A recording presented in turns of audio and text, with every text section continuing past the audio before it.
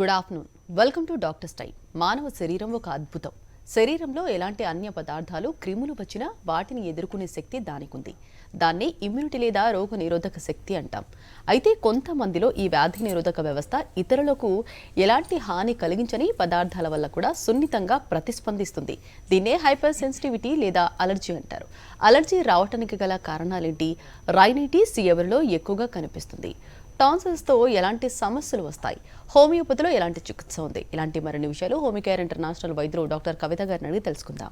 మీరు కాల్ చేయాల్సిన నెంబర్లు 0402331068 అండ్ 686. Hello doctor. ముందుగా చెప్పండి, అసలు అలర్జిక్ రైనైటిస్ అంటే ఏంటి? మెయిన్గా వీటి మధ్య డిఫరెన్స్ ఏంటి? అలాగే రీజన్స్ చెప్పండి. ఓకే, యాక్చువల్గా అలర్జిక్ టెండెన్సీస్ చాలా ఉంటాయి. అలర్జిక్ రైనైటిస్ అంటే కనుక మనకు రెస్పిరేటరీ ఇన్వాల్వ్ అయితే కనుక ఇందాక మీరు చెప్పినట్టు సో మన బాడీలో కంపల్సరీ అందరికీ ఇమ్యూనిటీ అనేది ఉంటుంది. సో రోగనిరోధక వ్యవస్థ స్ట్రాంగ్గా ఉంటుంది. సో మనం ఈ విధంగా ఉండడానికి రీజన్ అదే. సో ఎప్పుడైతే అబ్నార్మల్ రెస్పాన్స్ అంటే ఇప్పుడు మనకి సో ఈ వెదర్లో అందరు ఉంటున్నారు. సో బట్ కొంతమందికి మాత్రమే అలర్జిక్ రియాక్షన్కి గురవుతూ ఉంటారు. సో రీజన్ సో వాళ్ళ బాడీలో ఉన్న అబ్నార్మల్ రియాక్షన్స్ వల్ల, అబ్నార్మల్ ఇమ్యూనిటీ రెస్పాన్స్ వల్ల, అంటే ఓవర్ సెన్సిటివ్ వల్ల కావచ్చు, ఇంత రియాక్షన్ కావాల్సింది ఎక్సెసివ్ రియాక్షన్ వల్ల కూడా కావచ్చు. అది కూడా one of the reason. So లో ఇమ్యూనిటీ వల్ల ఈ ప్రాబ్లం వచ్చే ఛాన్సెస్ ఉంటాయి. సో దానికి రీజన్స్ కనుక తీసుకుంటే మనకు stress levels maximum. So నెవడేస్ each and every పర్సన్కి స్ట్రెస్ ఈజ్ వెరీ కామన్. అది ఒక రీజన్ అవుతుంటే కనుక అది కంటిన్యూగా ఫార్వర్డ్ అవుతూ ఉన్న కొద్దీ సో బాడీలో మనకు చేంజెస్ ఎక్కువ గమనించే ఛాన్సెస్ ఉంటాయి. బాడీలో ఇమ్యూనిటీ పవర్ తగ్గిపోయే అవకాశాలు ఎక్కువగా ఉంటాయి.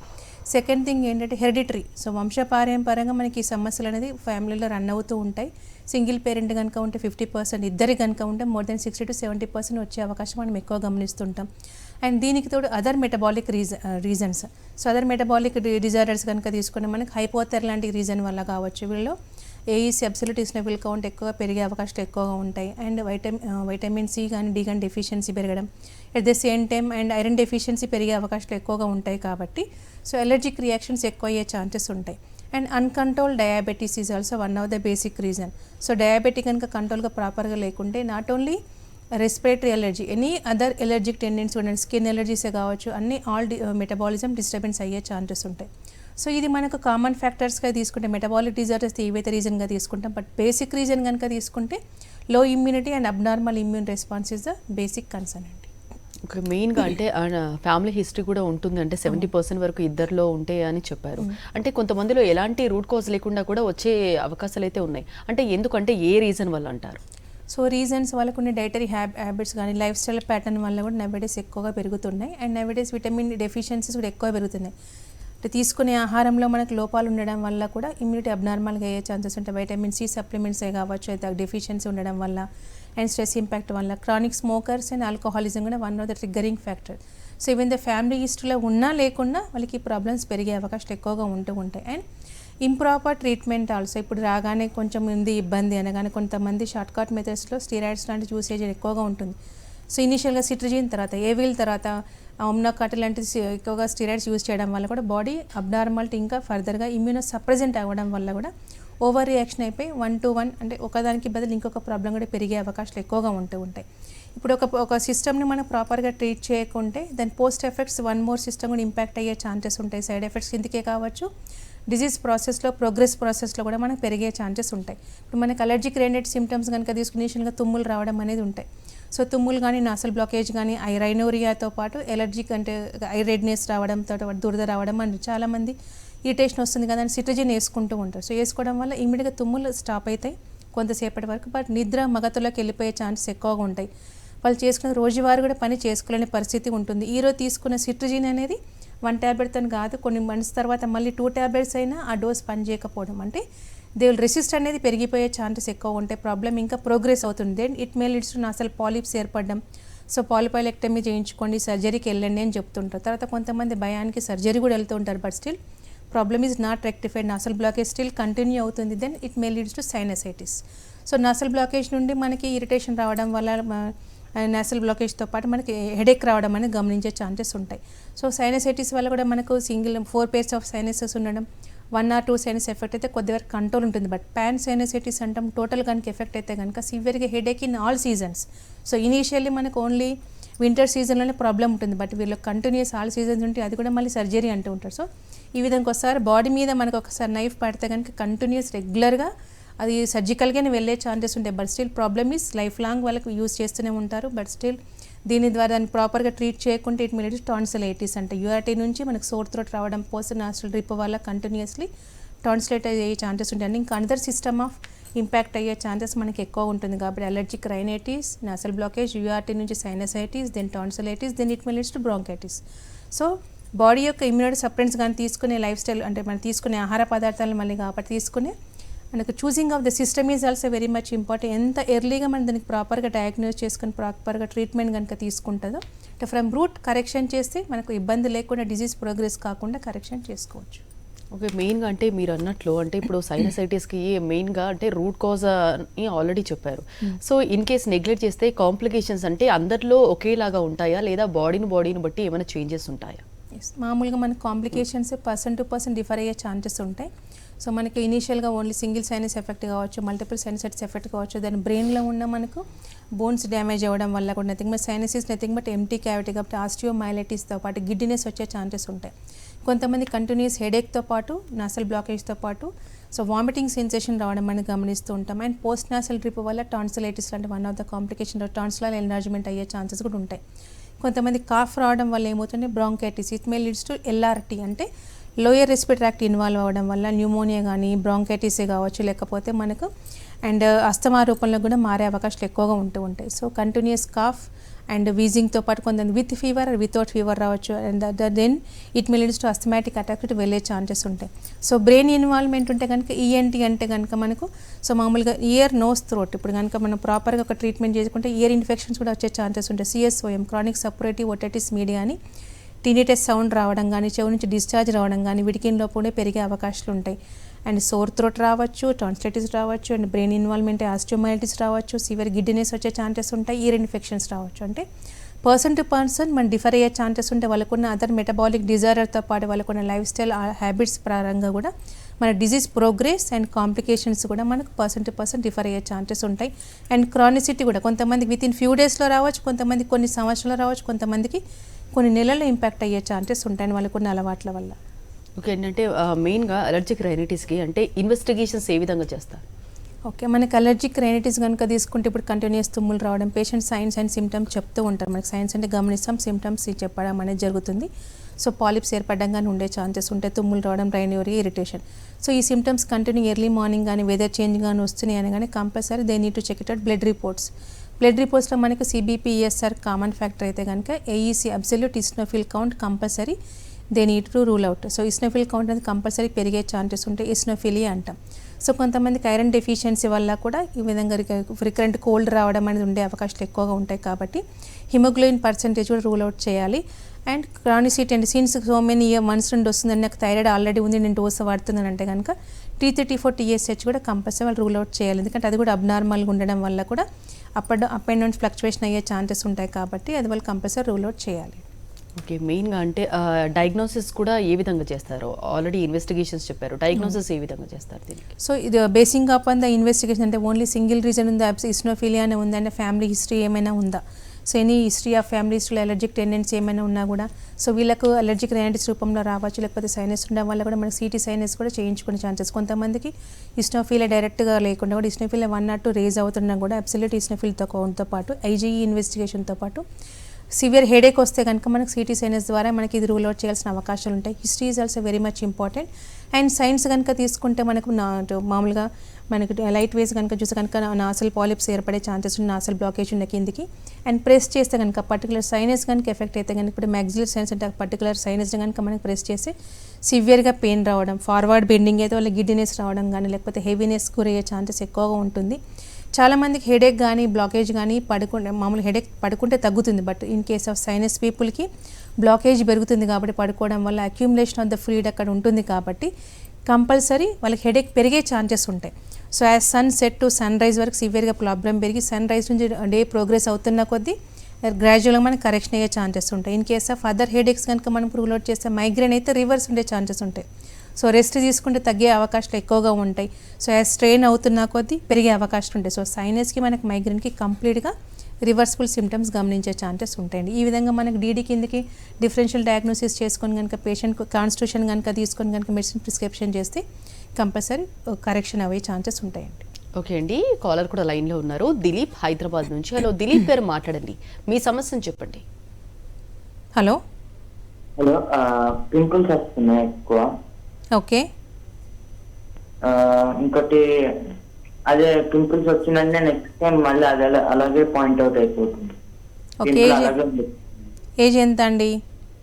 16. 16. ఓకే. బట్టి మెడిసిన్స్ ఏమైనా వాడుతున్నారా? డాండ్రఫ్ ఏమైనా ఉందా? డాండ్రఫ్ ఉంది. ఓకే. సో యాక్చువల్గా మనకు 16 టీనేజర్లో చాలా వరకు కామన్. 14 to 18 or 20 ఇయర్స్ వరకు హార్మోన్స్ అంటే ప్యూబర్టీ అప్పుడే గెయిన్ అవ్వడం కానీ ఎదుగుతూ ఉంటారు కాబట్టి hormone changes that is minor. One of the triggering ఏంటంటే డాండ్రఫ్ కూడా ఉండడం వల్ల కూడా మనకి పింపుల్స్ వచ్చే ఛాన్సెస్ ఎక్కువగా ఉంటాయి. సో ఆయిలీ స్కిన్ కొద్దిగా అవాయిడ్ చేసి వాటర్ ఇంటేక్ కనుక ఎక్కువ తీసుకుంటూ డాండ్రఫ్ కనుక ట్రీట్మెంట్ తీసుకుంటే కూడా హార్మోన్ చేంజెస్ కరెక్షన్ అయిపోయి పింపుల్స్ తగ్గే ఛాన్సెస్ ఉంటాయి. కొద్దిగా ఆయిలీ ఫుడ్ అవాయిడ్ చేసుకుంటూ ఫ్రీక్వెంట్గా ఫేస్ వాష్ చేసుకుంటే కనుక మీకు న్యాచురల్గానే తగ్గిపోయే అవకాశాలు ఉంటాయండి. ఓకే, మెయిన్గా అంటే సైనసైటిస్ గురించి ఆల్రెడీ చెప్పారు. ఇన్ కేస్ అంటే కంపల్సరీ సర్జరీ అవసరం, మందులతో ఏమైనా తగ్గించుకోవచ్చు అంటారా సైనసైటిస్? యాక్చువల్గా చాలామంది భయపడిన అసలు పాలిప్స్కే కావచ్చు లేకపోతే అండ్ సైనసైటిస్కే కావచ్చు సర్జరికల్కి వెళ్తూ ఉంటారు. బట్ కొంతమంది చాలాసార్లు సీజనల్గా వేరియేషన్ అవుతుంది. ఎవ్రీ ఇయర్ సర్జరీ 2 times అయిందండి, 1 time అయిందని మళ్ళీ ప్రాబ్లం రెక్టిఫై కాకుండా రికరెన్స్ వస్తుందని చెప్తూ ఉంటారు. So surgery is not criteria for every disease, every condition of the సైనస్కి. అవుట్ ఆఫ్ 10 కేసెస్లో మనకి 8 to 9 cases non surgically correction అయ్యే ఛాన్సెస్ ఉంటాయి. ఎందుకంటే బేసికల్గా వీళ్ళకి ప్రాబ్లం వచ్చేది అబ్నార్మల్ ఇమ్యూన్ రెస్పాన్స్ వల్ల కాబట్టి మనం యాక్షన్ ఆఫ్ మెడిసిన్ ఇమ్యూనిటీ కనుక స్ట్రాంగ్ చేస్తూ ఉంటే కనుక అబ్సల్యూట్ ఇస్నోఫిల్ కౌంట్ అనేది నార్మల్గా అవ్వడం, ఫ్రీక్వెన్సీ ఆఫ్ రైనోరియా కానీ నాసల్ బ్లాకేజ్ కానీ పాలిపైలర్ గ్రోత్ కూడా మ్యూకజల్ థిక్కనింగ్ కూడా తగ్గుతూ అంటే మామూలుగా డిశ్చార్జెస్ కూడా కంట్రోల్ అవుతున్న అసలు బ్లాకేజ్ క్లియర్ అవుతూ హెడేక్ క్లియర్ అయ్యే ఛాన్సెస్ ఉంటాయి.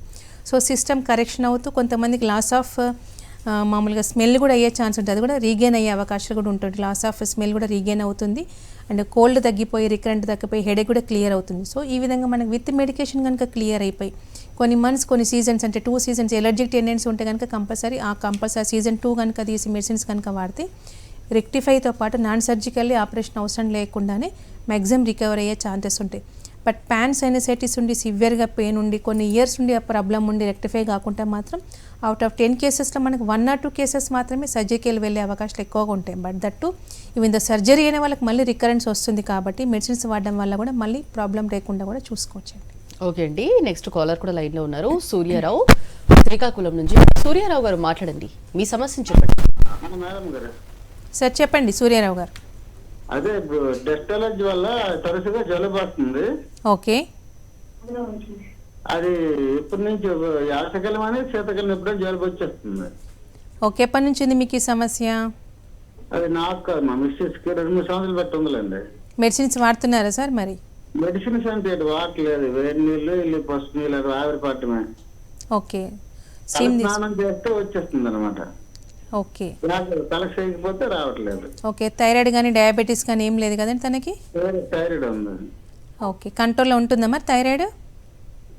కంట్రోల్లోనే.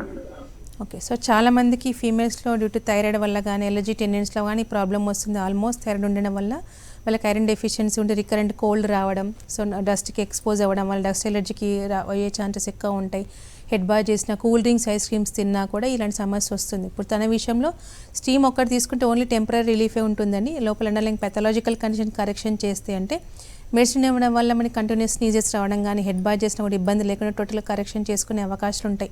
కొన్ని మంత్స్ రెగ్యులర్గా కనుక మెడిసిన్స్ వాడితే almost thyroid control the metabolism కూడా కరెక్షన్ చేస్తాం కాబట్టి ప్రాబ్లం రిపీట్ కాకుండా సొల్యూషన్ పొందే అవకాశాలు ఉంటాయండి.